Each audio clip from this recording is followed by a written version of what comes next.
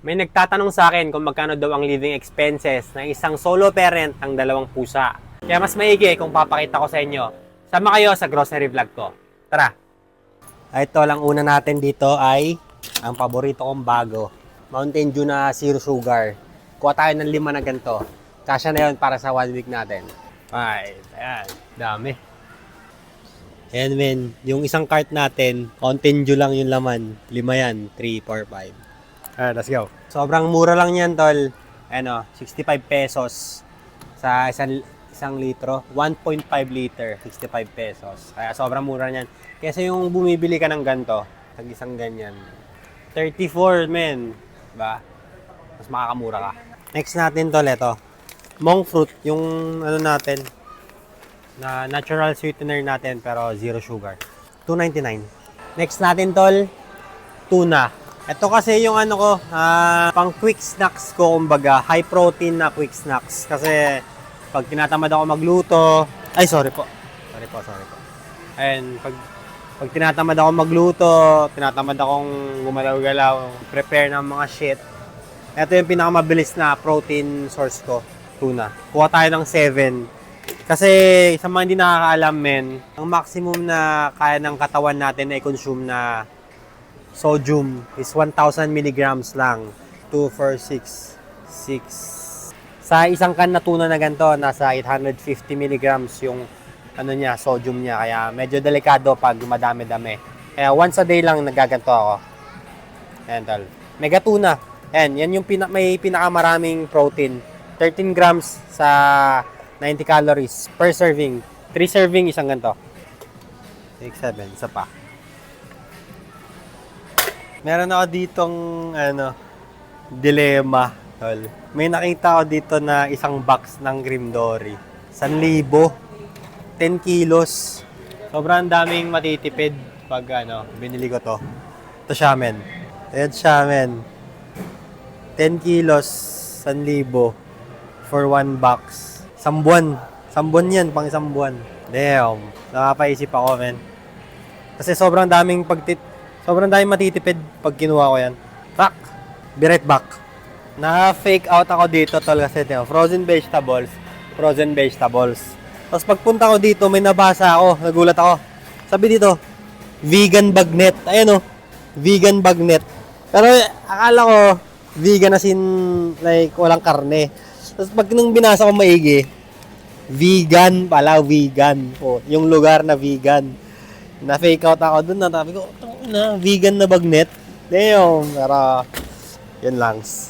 Maganda pala dito, men. Ayan, pita bread na galing sa Turks. May naisip ako na idea dito. Shawarma, pero yung karne niya, tofu. Ayan. Subukan ko kaya. Magkano ba to? Kahit may nag-price check ako dito. Currently, nasa 1,422 na yung nabibili ko. Ito yung mga nadagdag sa basket ko. Isang dosena na itlog, tol. Ayan, SM bonus, 108. Tapos, eto. Yung isang protein source ko pa. Merienda. Black Forest ng Gardenia, tol. Ang ganda nito, men, kasi ang 2 slice nito, meron ka ng 10 grams ng protein. 200 calories lang yon. May papakita ko sa inyong life hack na 300 calories lang, meron ka ng 20 grams of protein, tol. Papakita ko sa inyo soon yun. Pero ito, isa na dagdag. Tapos, kinuha ko din to, men. May susubukan ako.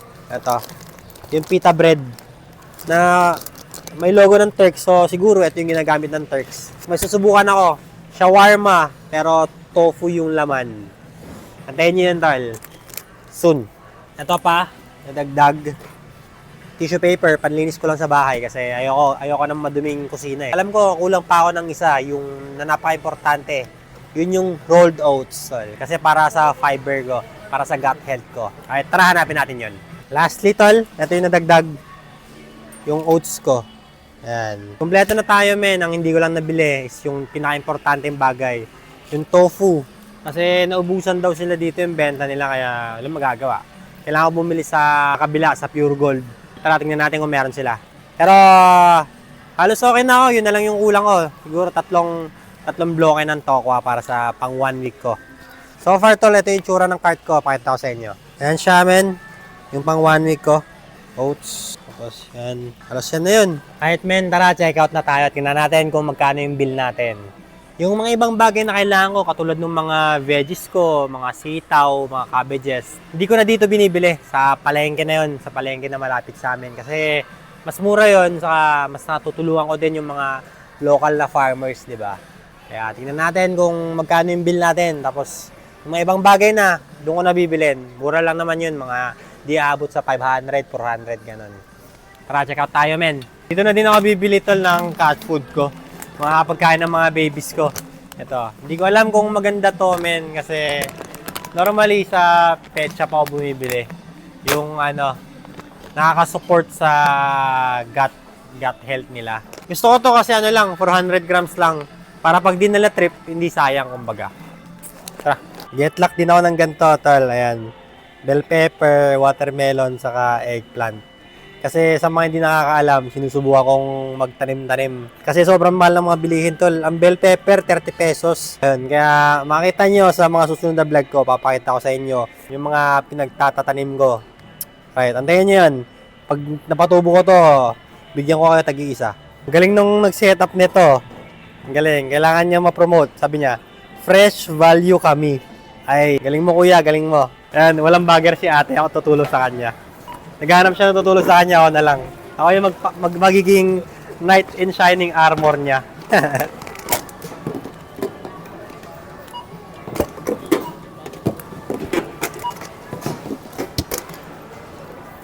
Sabi mo ganito bagger mo. Woo!